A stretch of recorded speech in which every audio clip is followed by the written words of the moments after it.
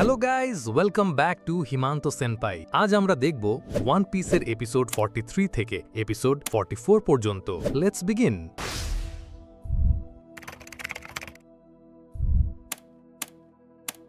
এপিসোডের শুরুতেই আর্লং বলে, তুই নামিকে নিজের জাহাজের ন্যাভিগেটর হিসেবে ব্যবহার করতে চাস? তুই জানিস না নামি কি করতে পারে? ও একদম সঠিক সি চার্ট আর ম্যাপ বানাতে পারে, যেটা খুব কম লোকেই পারে। আর্লং আরও বলে, নামি খুব ট্যালেন্টেড, কিন্তু তুই ওর সব ট্যালেন্ট নষ্ট করে দিবি। এদিকে লুফি দেখে যে মাটিতে একটা পেন পড়ে আছে আর তাতে অনেক রক্ত লেগে আছে। আর্লং বলছিল, আমি নামিকে তোর জাহাজে যেতে দেব না, তার আগেই আমি তোকে মেরে ফেলবো।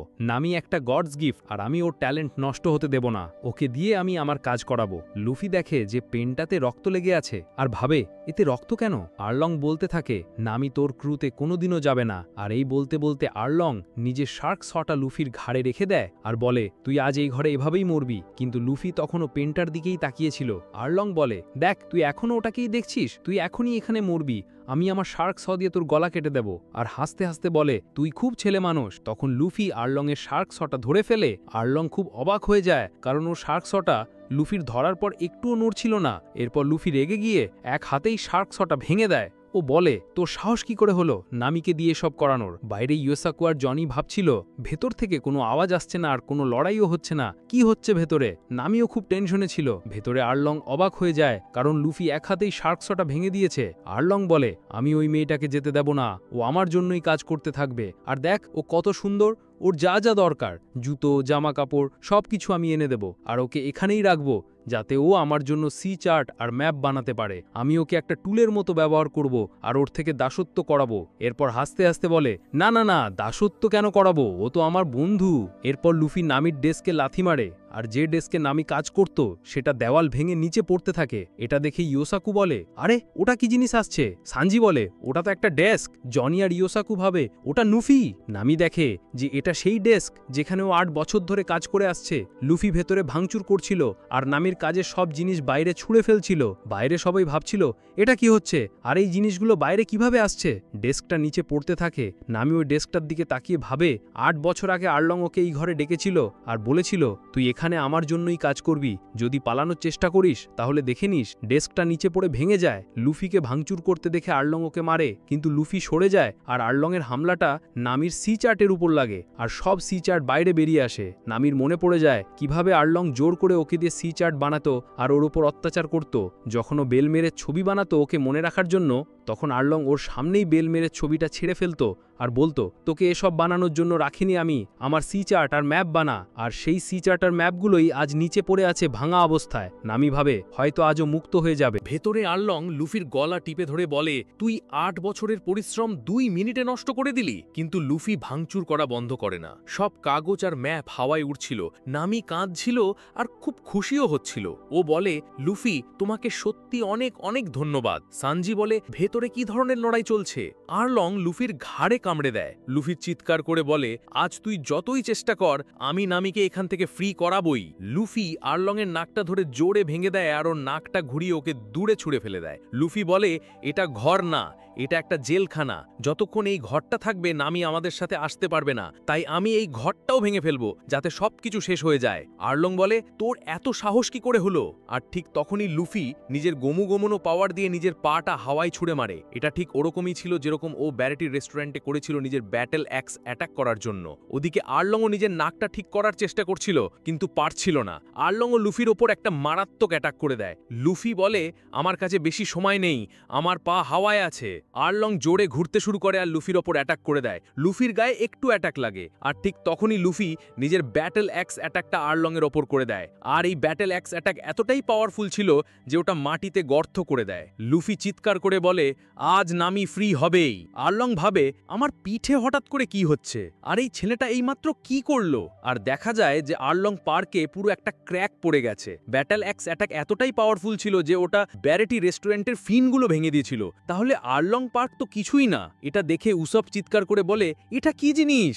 আর্লং পার্ক থেকে ধোঁয়া বেরোতে শুরু করে। আর্লং এর ঝ্যান্ডাটাও ভেঙে নিচে পড়ে যায়। দেখা যায় যে আর্লং সব ফ্লোর ভেঙে নিচে চলে গেছে। লুফি ওখানে বসে বলে, অবশেষে আমি এটা করেই ফেললাম। হঠাৎ দেখে যে আর্লং পার্ক কাঁপছে আর পাথর পড়ার আওয়াজ আসছে। ডক্টর নাকো বলে, আমার মনে হচ্ছে আরলং পার্ক ভাঙতে চলেছে। আরলং পার্ক জোরে কাঁপতে শুরু করে। সব ভিলেজাররা বলতে থাকে, এটা কি হচ্ছে? আরলং পার্ক তো খুব মজবুত ছিল। নামি বলে, এটা কি হচ্ছে? সব ভিলেজার্সরা পেছন দিকে দৌড়াচ্ছিল। জনি বলে, বড় বোন নামি, আপনিও তাড়াতাড়ি এখান থেকে পালিয়ে যান, এটা আর নিরাপদ নয়। দেখা যায় যে আরলং পার্কের আরলং লেখা সাইনবোর্ডটা প্রথমে ভাঙে, আর তারপর ধীরে ধীরে পুরো আরলং পার্ক ধুলোয় মিশে যেতে থাকে। নামি এসব দেখছিল।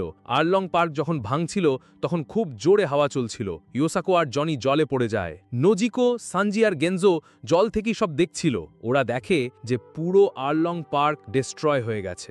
জরো গেটের বাইরে ঘুমোচ্ছিল। হঠাৎ ধামাকার আওয়াজে একটা পাথর ওর উপর পড়ে আর জরোর ঘুম ভেঙে যায়। ও দেখে যে হঠাৎ করে এত আওয়াজ কেন হচ্ছে। ও আকাশের দিকে তাকিয়ে দেখে যে কালো মেঘ সরে যাচ্ছে। ও ভাবে হয়তো লুফি লড়াইটা জিতে গেছে। সব ভিলেজার্স আর উসব ভাবে যে লুফি এই ধ্বংসস্তূপের নিচে চাপা পড়ে মারা গেছে। ওরা ওর জন্য চিন্তা করতে শুরু করে। ইয়োসাকু, জনি, নোজিকো আর গ্যানজো সবাই দেখে যে আরলং পার্ক চুরমার হয়ে গেছে। নামি ভাবে যেসব ওর জন্যই হয়েছে। লুফি চাপা পড়ে মারা গেছে। সানজি বলে, এটা বলো না যে সব একা লুফি করেছে। ধ্বংসস্তূপটা বড় হতে থাকে। হঠাৎ ধ্বংসস্তূপটা নড়ে ওঠে আর হঠাৎই লুফি ধ্বংসস্তূপ থেকে উঠে দাঁড়ায়। ওকে দেখে ইয়োসাকু আর জনি খুশিতে কাঁদতে শুরু করে আর চিৎকার করে বলে, বড় ভাই লুফি বেঁচে আছে। লুফি খুব ক্লান্ত ছিল। ও দাঁড়িয়ে চিৎকার করে বলে, নামি। নামি ওর দিকে তাকায়। লুফি চিৎকার করে বলে, নামি, তুই তো আমাদের বন্ধু, তাই না? এই কথা শুনে নামি কাঁদতে শুরু করে আর বলে, হ্যাঁ। এই উত্তরটা শুনে লুফি খুব খুশি হয়, কারণ আরলং যা বলেছিল সেটা সত্যি নয়। নামি ওদেরই বন্ধু। উসপও খুশি হয় যে সবকিছু আবার আগের মতো হয়ে গেছে। সব ভিলেজার্স অবাক হয়ে যায় যে এই ছেলেটা কি করে আরলংকে হারিয়ে দিল আর একাই পুরো আরলং পার্ক ভেঙে দিল। একজন ভিলেজার বলে, এখন চিন্তা করার সময় না, এখন আনন্দ করার সময়।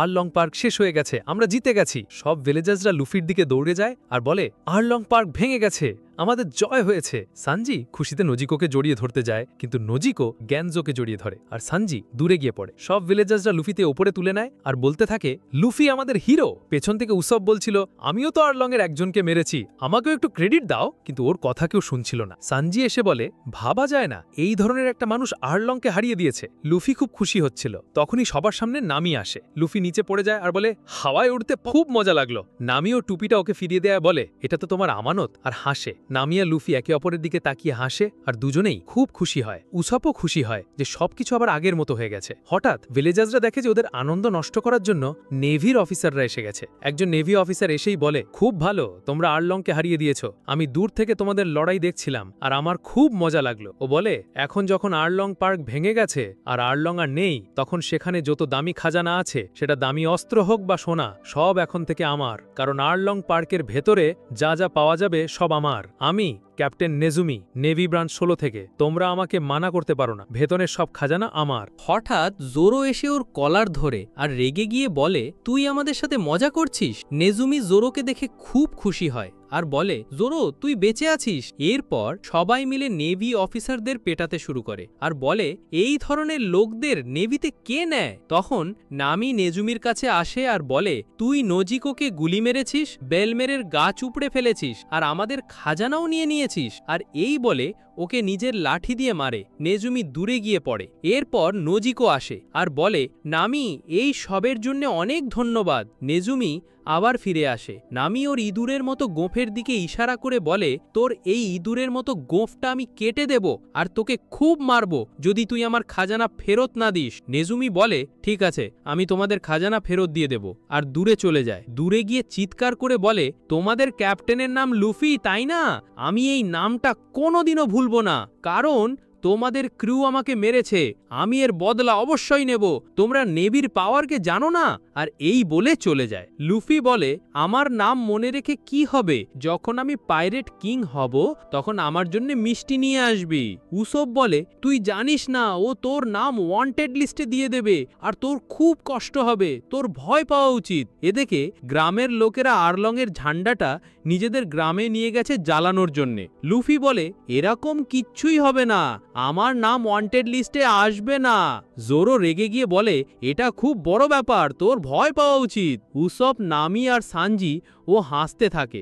নজিকো বলে, আজকের দিনটা আমি কোনোদিনও ভুলবো না। গ্যানজো বলে, হ্যাঁ, 8 বছর আগে যখন আরলংয়ের পাইরেটসটা আমাদের গ্রামে এসেছিল, তখন থেকে আমাদের গ্রাম হাসতে ভুলে গিয়েছিল।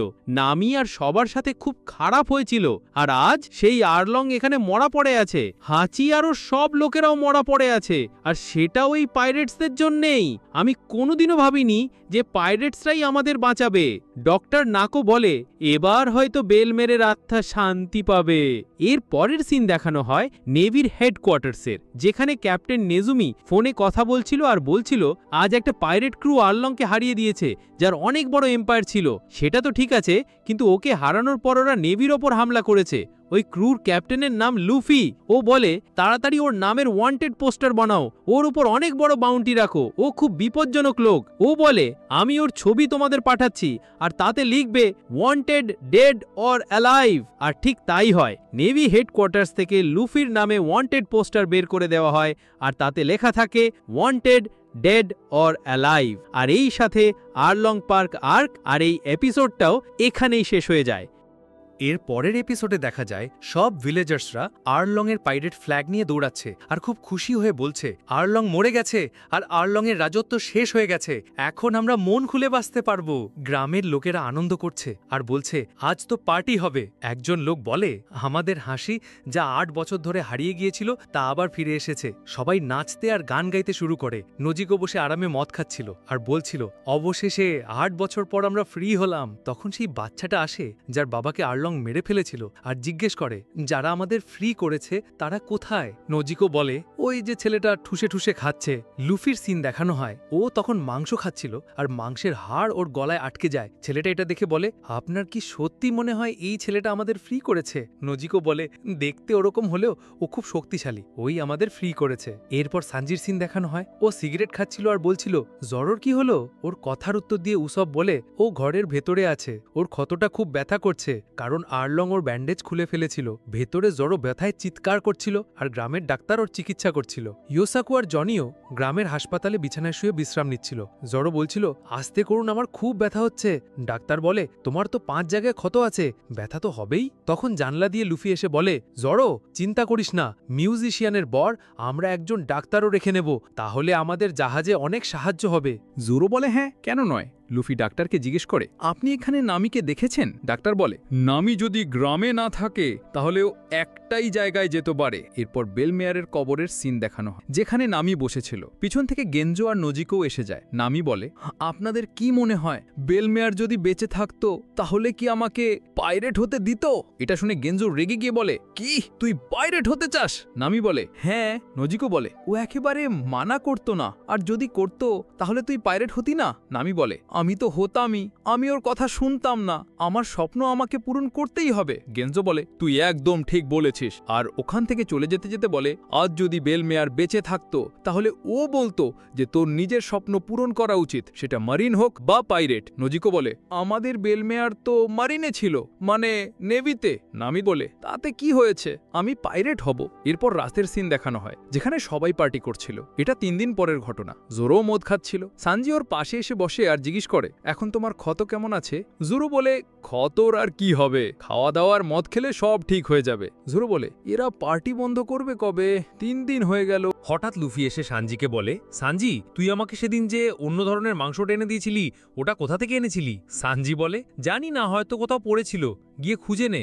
জোরো বলে, এরা পার্টি কবে বন্ধ করবে, আমাদের যেতেও তো হবে। সানজি বলে, 8 বছর পর ফ্রি হয়েছে, একটু তো আনন্দ করবেই। এদিকে উসব সমাজ সামনে বলছিল, আমি সেই যে ফিশম্যানকে মেরেছি, সেটাও সবচেয়ে শক্তিশালী ফিশম্যানকে, আমার নামে গান গাও। সবাই ওর নামে গান গাইতে শুরু করে। বাচ্চাটা দেখে হাসে। নজিকো বলে, উসব সত্যিই পাগল। নজিকো বাচ্চাটার সাথে কথা বলতে শুরু করে, তুমি কি করবে? বাচ্চাটা বলে, কাল থেকে আমি ভাববো যে আমি কি হতে চাই। নামি ডাক্তারের কাছে গিয়ে বলছিল, আমার ট্যাটুটার কিছু করুন।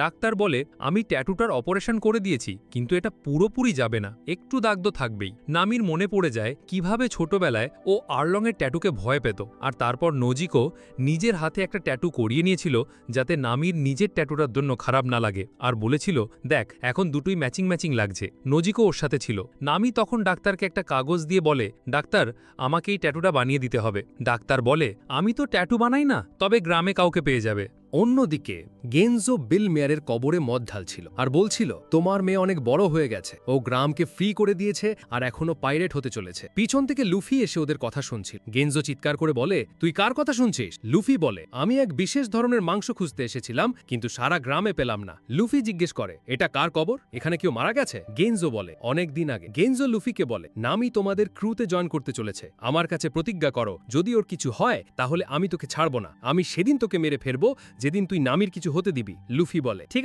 আছে বুঝেছি। এর পরের সিনে গ্রামের লোকদের দেখানো হয় যারা পার্টি করতে করতে ক্লান্ত হয়ে গেছে। জনি আর ইউসাকুও পেছনে পড়ে আছে। ইউসাপও ঘুমিয়ে পড়েছে, কারণ ও অনেকবার ভিলেজার্সদের দিয়ে নিজের গান গাইয়েছে। নামির ঘরের সিন দেখানো হয়, যেখানে নামি যাওয়ার জন্য প্যাকিং করছিল। নামি বলে, অবশেষে আমার সব প্যাকিং হয়ে গেছে। ও একটা নোট ছেড়ে যায়, যেখানে লেখা ছিল, এই 100 মিলিয়ন বেরিজ আমি গ্রামের জন্য ছেড়ে যাচ্ছি। ও বেলমেয়ারের ছবির দিকে তাকিয়ে থাকে। ওর মনে পড়ে যায় কিভাবে বেলমেয়ার ওদের বাঁচিয়েছিল আর ওদের জন্মদিনও পালন করত। নামি আর নজিকো কাঁদতে শুরু করে আর মনে করে যে বেলমেয়ার বলেছিল, নিজের স্বপ্ন পূরণ করিস। নামি বলে, আমি এখন আমার স্বপ্ন পূরণ করতে যাচ্ছি। নামি দেখে যে পেছন থেকে বেলমেয়ার ওর দিকে তাকিয়ে আছে। নামি বলে, আমি আমার স্বপ্ন পূরণ করতে যাচ্ছি। আমি পাইরেট হতে চলেছি। আমি জানি আপনি নেভিতে ছিলেন, কিন্তু আমি পাইরেট হবই, কারণ এটাই আমার স্বপ্ন।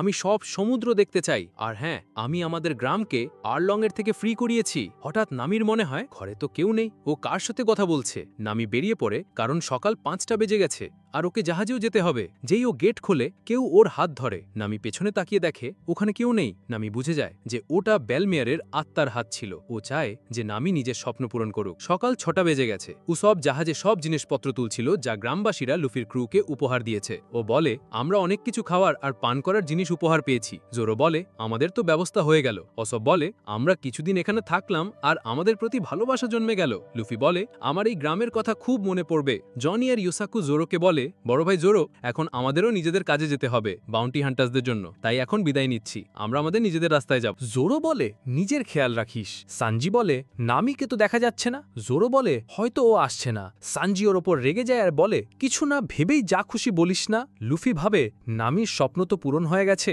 ও 100 মিলিয়ন বেরিজও জমিয়ে ফেলেছে আর গ্রামকেও ফ্রি করেছে। এখন ওর পাইরেট হওয়ার আর চুরি করার কোনো উদ্দেশ্য নেই। সানজি লুফিকে বলে, নামি কি আসছে না? লুফি বলে, তুই আমাকে কালকে ওই বিশেষ ধরনের মাংসটা এনে দিলি না কেন? সানজি বলে, আমার জাহাজে থাকার 98.43% সম্ভাবনা এখন শেষ হয়ে গেছে যদি নামি না আসে। সব ভিলেজার্সরা বলে, নামিকে তো সকাল থেকে দেখিনি। নজিকও বলে, ও 100 মিলিয়ন বেরিজ আমাদের গ্রামের জন্য ছেড়ে গেছে যাতে গ্রামের উন্নয়ন হয়। গেনজো অবাক হয়ে বলে, ও সত্যি 100 মিলিয়ন বেরিজ ছেড়ে দিয়েছে? হঠাৎ সবাই দেখে যে নামি ওদের দিকে দৌড়ে আসছে আর উসবকে বলছে, তাড়াতাড়ি জাহাজটা স্টার্ট কর আর চালা। লুফি বলে, ও দৌড়ে কেন আসছে? গেনজো বলে, আমি বুঝে গেছি, নামি চলে যেতে চায় যাতে ওর মন খারাপ না হয়। ও আমাদের বিদায়ও জানাতে চায় না। জোরো জাহাজ স্টার্ট করে দিয়েছে। নামি দৌড়াচ্ছিল যাতে ওকে গ্রামের মুখটা আবার দেখতে না হয় আর ও এখানে থেকে যাওয়ার জন্য রাজি না হয়ে যায়। নামি খুব জোরে দৌড়াচ্ছিল। গেনজো চিৎকার করে বলে, তুই এরকম করতে পারিস না, অন্তত বিদায় তো বলে যা। লুফি বলে, নামি কি করছে? ওর অন্তত বিদায় বলা উচিত ছিল। সানজি বলে, হয়তো ও বলতে চায় না, যদি বলে তাহলে ওর এখানে থেকে যেতে মন করবে। নামি সবাইকে ধাক্কা দিয়ে ভিড়ের মধ্যে দিয়ে জাহাজের দিকে দৌড়াচ্ছিল। সবাই ওকে আটকানোর চেষ্টা করছিল, কিন্তু নামি নজিকোকেও ধাক্কা দিয়ে সেখান থেকে পালিয়ে যায়। ও একটা লাফ দেয় আর একবারে জাহাজে পৌঁছে যায়। গেনজো চিৎকার করে, তুই এরকম করতে পারিস না নামি, দাঁড়া। নামি জাহাজে পৌঁছে গেছে। ও নিজের শার্টটা ধরে আর ওর ভেতর থেকে অনেক ওয়ালেট বেরিয়ে আসে। গেনজো নিজের পকেট চেক করে, ওর ওয়ালেট নেই। গ্রামের কারোর পকেটেই তাদের ওয়ালেট নেই। ওরা বুঝে যায় যে এসব নামি করেছে। নামি করে নোটগুলো দেখায় যেগুলো ও সবার ওয়ালেট থেকে চুরি করেছে। সব ভিলেজার্সরা চিৎকার করতে শুরু করে, নামি একটিও বদলায়নি। জোরো ও রুসব বলে, ও সত্যিই একটিও বদলায়নি আর এখনো চুরি করতে চায়। সানজি বলে, নামি চান, আপনি খুব ভালো করেছেন। লুফি হাসতে শুরু করে আর নামিও হাসতে থাকে। নামি সব ভিলেজার্সদের বিদায় জানায় আর বলে, আমি আবার অবশ্যই আসব। গেনজো লুফিকে চিৎকার করে বলে, তোর প্রতিজ্ঞা মনে আছে তো? লুফি বলে, হ্যাঁ, আমার ভালোভাবে মনে আছে। নামি সব ভিলেজার্সদের বিদায় জানাচ্ছিল আর সব ভিলেজার্সরাও নামিকে বিদায় জানাচ্ছিল। নজিকো বলে, ও আমার ওয়ালেটও চুরি করে নিয়েছে। গেনজো ডক্টরের কাছে বসেছিল। ডক্টর ওকে দেখায় যে নামি ওকে একটা চিরকুট দিয়ে গেছে আর তাতে একটা ট্যাটুর ডিজাইন ছিল। ও একটা কমলালেবুর গাছের মতো ট্যাটু বানিয়েছে। নোজিকো বলে, গেনজো-সান, আপনার পাখাটা কোথায় গেল? গেনজো হাসতে থাকে। এরপর ছোটবেলার একটা সিন দেখানো হয় যেখানে নামি খুব ছোট ছিল আর নোজিকো। গেনজো যখনই নামির কাছে যেত, নামি কাঁদতে শুরু করত আর বেলমেয়ারকে বলতো ও যেন আমার কাছে না আসে। তখন থেকেই গেনজো নামিকে হাসানোর জন্য নিজের মাথায় একটা পাখা লাগিয়ে নিয়েছিল, যাতে নামির কাছে গেলে ও আর না কাঁদে। বেলমেয়ার বলতো, তুমি এরকম পাখা লাগিয়ে সব জায়গায় ঘুরবে, লোকে তোমাকে পাগল ভাববে। গেনজো বলতো, ভাগতে দাও, ভালো করে দেখো, নামি আমার পাখা দেখে কত খুশি। আর তখন থেকেই গেনজো সব সময় নিজের টুপির উপর পাখা লাগিয়ে রাখত। নামি যেতে যেতে ওই পাহাড়টার দিকে দেখে যেখানে বেলমেয়ারের কবর ছিল, আর ওকে শেষবারের মতো দেখে আর মনে মনে বলে বিদায়। গোয়িং মেরির সিনটা শেষবারের মতো দেখানো হয়, ও নিজের যাত্রায় বেরিয়ে পড়েছে। এরপর বেলমেয়ারের কবরের সিনটা দেখানো হয় যেখানে পাখাটা ওর কবরের ওপর লাগানো আছে আর নামি ওর কবরের ওপর একটা কমলা লেবু রেখে গেছে। আর ওয়ান পিসের এই এপিসোডটাও এখানেই শেষ হয়ে যায়। আনটিল দেন দেখা হবে পরের ভিডিওতে, ততক্ষণ stay safe and stay tuned. আর হ্যাঁ, সাবস্ক্রাইব করতে ভুলবেন না। টাটা।